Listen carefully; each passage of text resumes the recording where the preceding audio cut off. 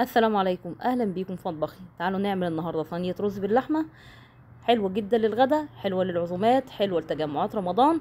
الصراحه انا ما كنتش ناوي اعمل الوصفه دي، يعني وانا بعمل اللحمه كانت في دماغي وصفه تانية غير اللي طلعت قدامكم دي.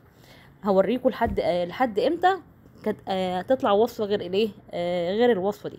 لكن انا في الاخر فكرت، وجوزي فكر معايا الصراحه، ان احنا نعملها احط فيها رز وشويه بسله وشويه خضار، وطلعت بالجمال والتحفه اللي ما كنتش اتوقعهم دول. يلا بينا نعمل مع بعض الاكله دي.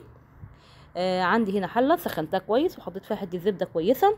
انا في البدايه كنت بعمل الوصفه اللي هي المختلفه عن اللي طلعت دلوقتي. حطيت حته زبده وشويه زيت ونزلت فيهم بكيلو من اللحمه، سبتهم يتحمروا كويس زي ما انتم شايفين. بعد كده هنزل بالبصل مقطعه جوانح، ممكن تقطعوه مكعبات صغيره او كبيره ايا كان، كله كده كله هيتهري يعني.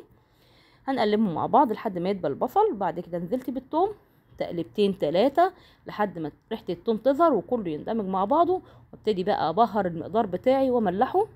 اول حاجه حطيت ملح، بعد كده معلقه بابريكا. حاولوا تقللوا البابريكا عن كده، يعني انا كنت عايزاها اغمق من كده. البابريكا اديتها لون احمر. حطيت صويا صوص وحطيت مستردة. لحد كده الاكله كانت هتنتهي. هسيب اللحمه تستوي وهقدمها مع خضار سوتيه وبطاطس بيوري. تمام. الكلام ده كان الصبح وانا رايحه الشغل. زودتها ميه وسبتها تستوي.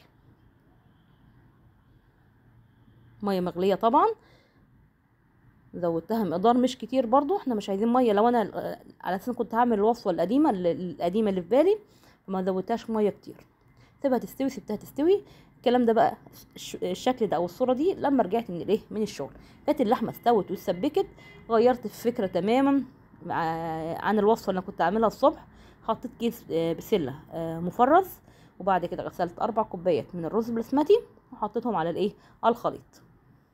زودت المقدار ميه وظبطت ملحه طبعا والفلفل بتاعه وسبته يستوي. هي حاجه قريبه كده من المندي، قريبه من الكبسه، بس التكنيك مختلف والبهارات مختلفه تماما. هنا ده كيس من بهارات الرز بتاعت اللحمه، يعني بطعم اللحمه. ممكن نستغنى عنه ونحط مكعب من المرق. ده لقيته عندي قلت برضو استغله. ظبطت الملح زي ما قلت لكم، ادوقه كده لقيت الملح بتاعه الحمد لله مظبوط والفلفل بتاعه مظبوط. زوده ميه شويه ميه صغيرين، وبعد كده اسيبه يستوي. اغطيه واسيبه يستوي ويديني لحد ما يديني النتيجه الحلوه انتوا شايفينها دي. ما شاء الله الريحه كانت عالميه، الطعم تحفه، اللحمه مستويه الحمد لله، ما كانتش لازقه برضو في الحله زي ما قلت لكم. الدماغ كان فيها حاجه غير الوصفه دي، والنهايه طلعت مختلفه عن اللي كنت بفكر فيه. بس بصراحه تستاهل التجربه وتستاهل ان انتوا تعملوها، جميله جدا. ما خدتش وقت زي ما قلت لكم. جربوها ومش هتخسروا حاجه ومش هندموا ان انتوا عملتوها، صدقوني. بس جميله جدا، انصحكم تجربوها. اكله تحفه قوي، اكله كامله متكامله كلها في حله واحده. ما خدتش وقت تقريبا زي ما قلت لكم. حضرت الحاجه الصبح قبل ما اروح الشغل، يعني سويت اللحمه قبل ما اروح الشغل وجيت كملت الاكله بعد الشغل. طلعت لي الصينيه الجميله دي ما شاء الله، حلوه جدا في العزومات. زينوها باي حاجه بقى من كده على الوش. انا كان عندي فلفل احمر قطعته مكعبات، ممكن تزينوها بشويه بقدونس، بس انا حسيت ان اللون مش عايز لون اخضر، يعني في بسله واللون مصفر بتاع الرز، فمحتاجه حاجه تكسر اللون. لون احمر كده من الفلفل الاحمر الحلو.